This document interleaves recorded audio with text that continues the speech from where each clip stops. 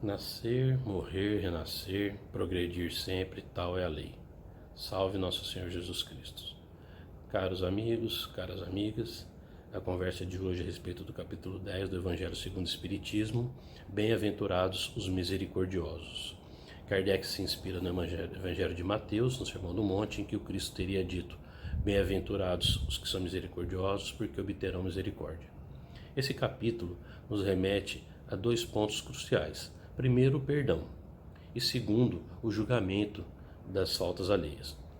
Em relação ao julgamento das faltas alheias, Kardec coloca algumas passagens do Cristo com referência à forma como nós vemos o erro no outro e como nós amenizamos o erro em nós mesmos. Ele cita o que a gente enxerga um cisco que há no olho do outro, mas não vemos a trave que há no nosso olho.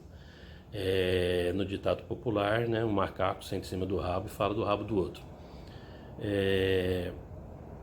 Tem uma outra passagem também que Kardec coloca, que é quando um servo deve uma alta fortuna para um senhor e implora pelo perdão e é perdoado, e quando ele sai da sala ele encontra um devedor dele que lhe deve uma pequena quantia e também esse devedor lhe implora o perdão e ele não faz como o senhor fez. Então Jesus faz uma referência aí de quanto que Deus tem nos perdoado e como implacáveis nós somos na cobrança das faltas alheias. Então, com relação à misericórdia, a gente tem alguns pontos a tratar. A misericórdia com relação ao julgamento. É óbvio que isso está na nossa razão, que nós não devemos julgar. Só que hoje, a gente nem julgando está mais, a gente já está condenando direto. A pessoa erra, a gente já condena, a gente cancela ela na internet, né? É assim que a gente faz. E esse julgamento, ele nunca deve existir.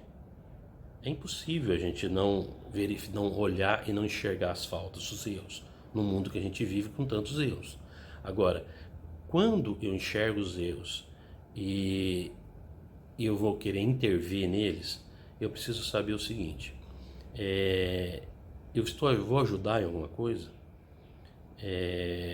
Tem uma máxima da gestão empresarial que diz assim: quando eu vou elogiar, eu elogio em público. Quando eu vou criticar, eu chamo no reservado. Então a gente tem que trazer essa máxima para o nosso coração. Se eu tenho alguma coisa a dizer para a pessoa, eu preciso buscar saber se o que eu estou querendo dizer é para ajudar a pessoa, se isso de fato vai melhorar a vida dessa pessoa, se eu tenho liberdade para dizer isso, e ter muito cuidado de como fazer para que eu julgue o erro e não a pessoa. Também é colocado no Evangelho, nesse estudo, que Kardec pergunta aos espíritos: mas se uma pessoa está errando muito, como assim, se eu não pudesse mais enxergar o erro? E o erro existe, eu enxergo, né? E a gente precisa corrigir o erro para que o mundo melhore. Agora, quando a pessoa está fazendo um mal, eu não posso apontar esse mal.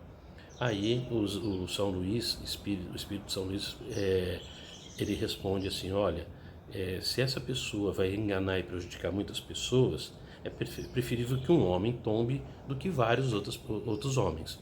Então, há formas da gente tratar cada situação, e isso a nossa legislação, a sociedade criou até alternativas para isso, que são condenações, são reclusões, enfim, nós temos todo um sistema jurídico para tratar desses casos e podemos trazer isso para a nossa intimidade também.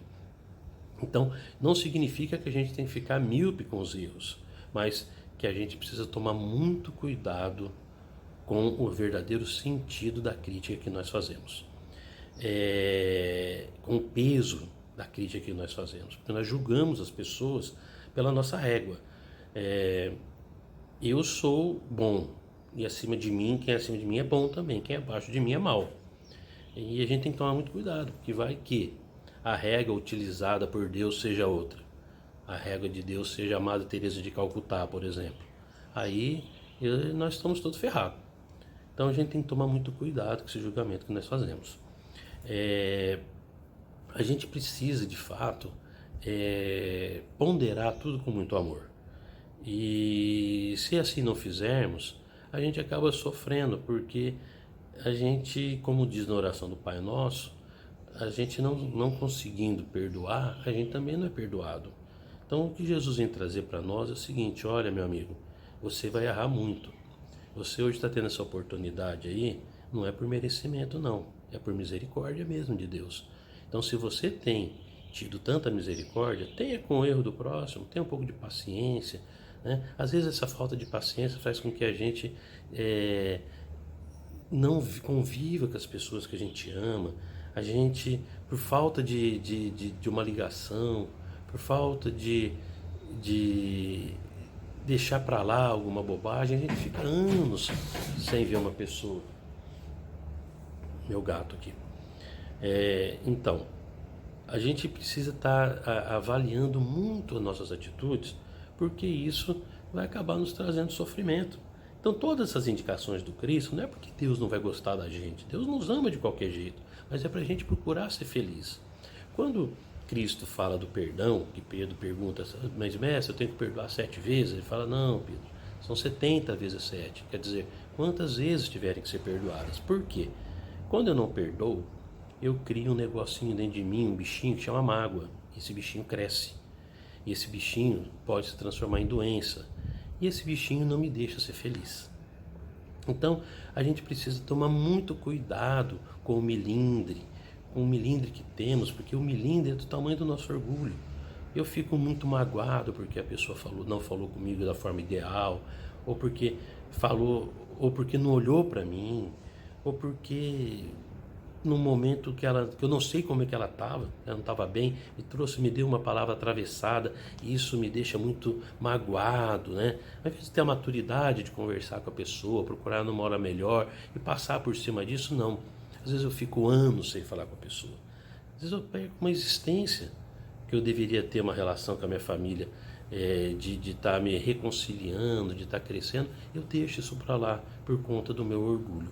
Então, o Cristo nos orienta a tratar esse tema, porque se a gente tiver com o peso do orgulho nas nossas costas, a gente não cresce, a gente não evolui, né?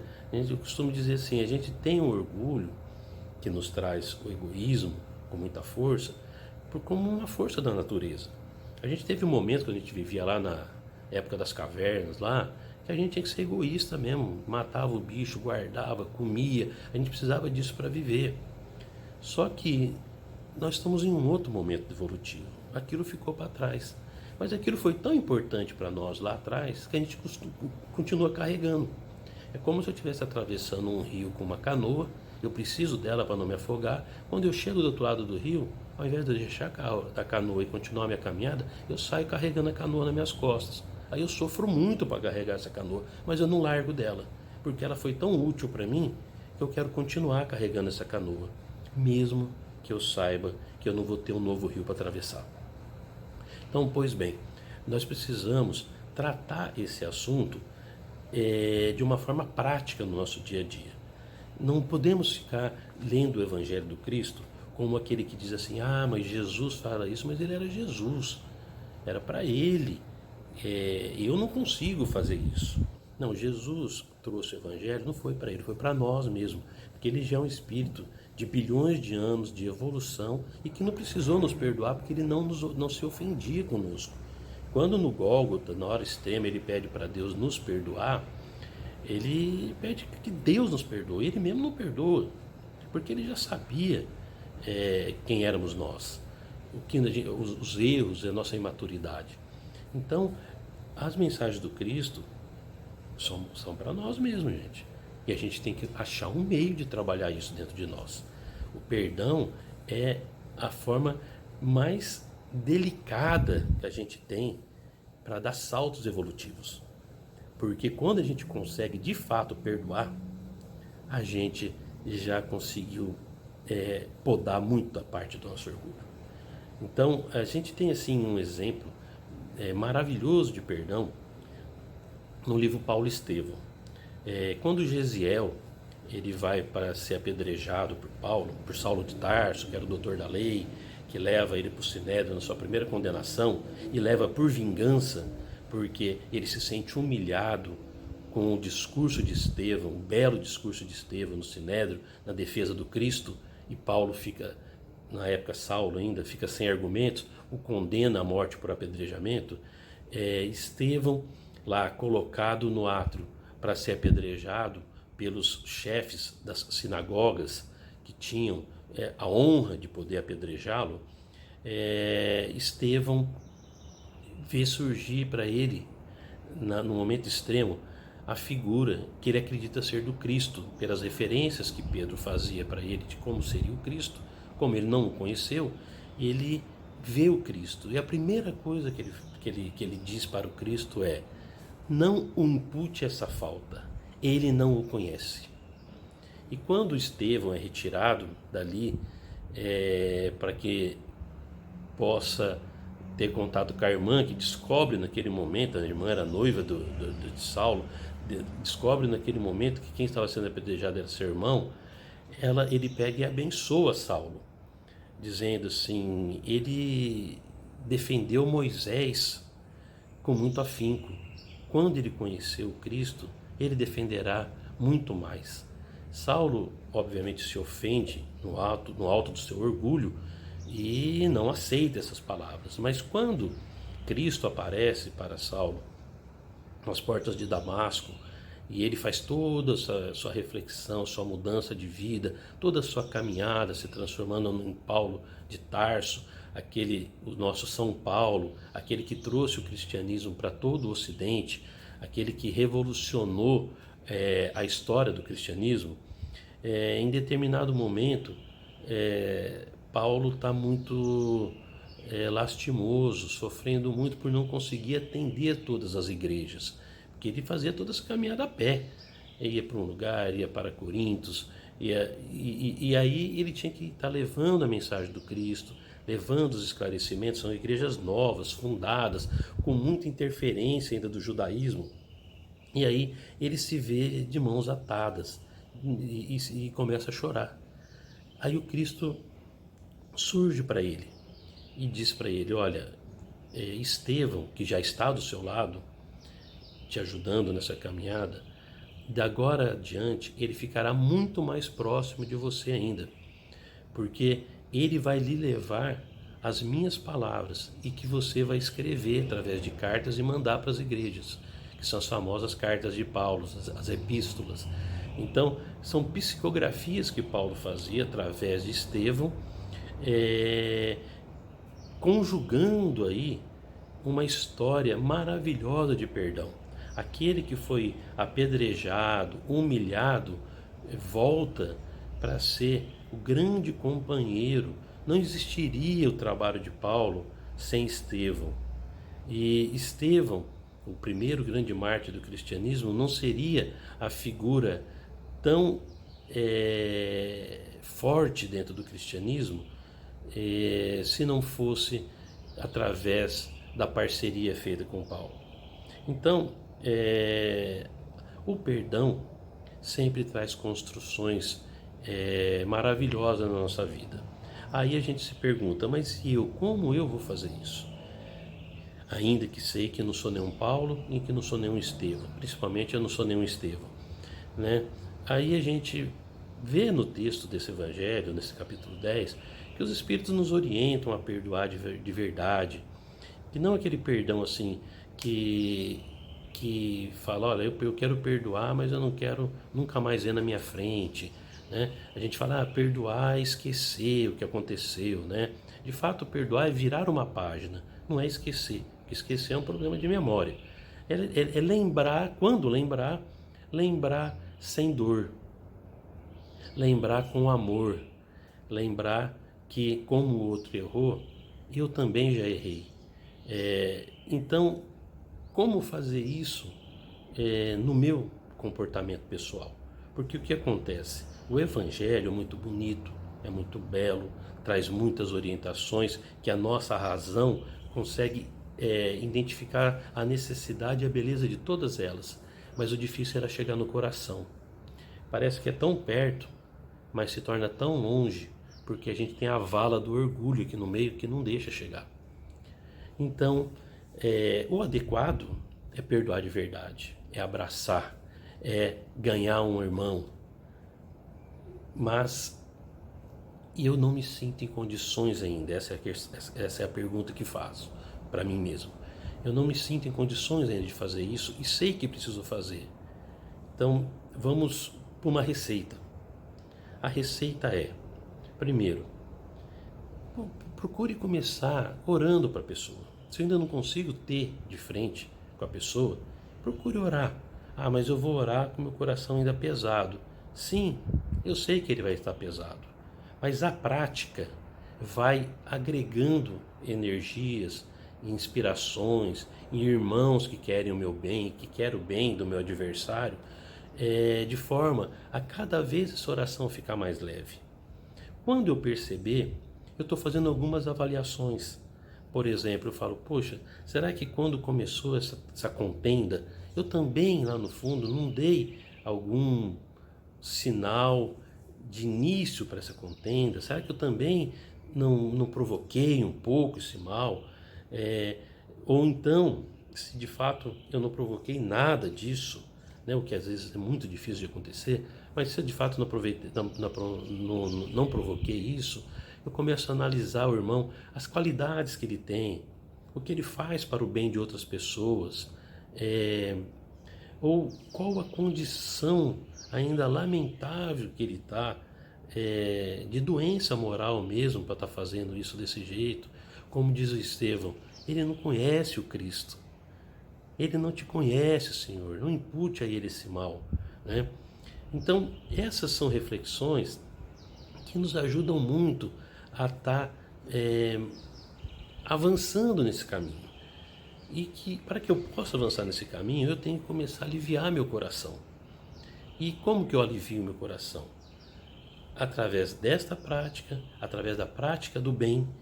Se eu começo a me envolver no trabalho do bem, por isso que a caridade é tão importante, porque a caridade, ela entra nesse caso, nesse meu coração perturbado, como um combustível, porque ela também me traz muitas energias amorosas. E isso vai me transformando, e não é isso que a gente precisa fazer com a doutrina? Nos transformar, não é a reforma íntima que a gente precisa fazer? Não é isso que a doutrina espírita nos propõe? Então, a prática da caridade vai me ajudar a perdoar. Quando ela me ajuda a perdoar, ela me ajuda a me livrar das mágoas. Aí eu saro, aí eu curo. Então não é porque eu dou um prato de sopa que eu consigo estar bem no mundo espiritual depois que eu sair daqui. Mas é o que a prática do prato de sopa faz na minha transformação. Não adianta eu barganhar com Deus. Olha, Deus, eu vou fazer 100 pratos de sopa todo dia e doar, mas eu não vou perdoar esse cidadão porque eu não consigo. É uma boa troca? Uma troca cômoda para mim. Mas se eu der a sopa e a sopa aliviar a minha dor e eu conseguir perdoar, aí o serviço está completo. Se eu conseguir perdoar sem dar a sopa, pois bem, eu já estou fazendo minha reforma íntima. Mas a gente não precisa, né? Nós somos pessoas mancas, nós precisamos de muleta para andar.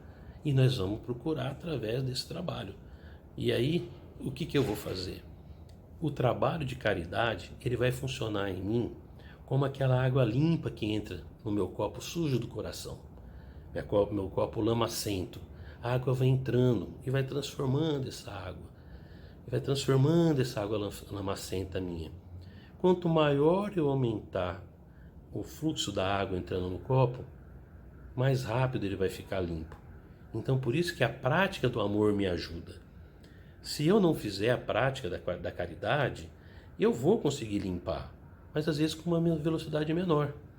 Então, a nossa conversa de hoje, na verdade, quer resumir que toda essa indicação que o Cristo nos dá, todos esses aconselhamentos que o Evangelho nos dá como uma bússola, é para a nossa felicidade, não é para o outro. Então, assim, que a gente procure fazer uma lista do que nos aflige hoje, fazer uma lista das nossas angústias e começar, a partir de hoje, a sanar uma por uma. A gente consegue, mas a gente precisa começar. O tempo passa muito rápido. Uma existência, ela é um átomo. quando a gente percebe, a gente já está mudando para a pátria espiritual. E lá nós vamos nos questionar. O que fiz do tempo que foi me dado?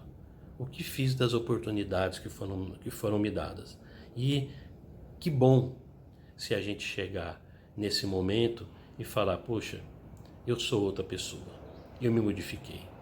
Então, assim, que a gente possa, de fato, irmãos, fazer bom uso do Evangelho e entendermos que o Evangelho não é para minha esposa, não é para meus filhos, não é para o meu vizinho, não é para o meu patrão, não é para o meu funcionário.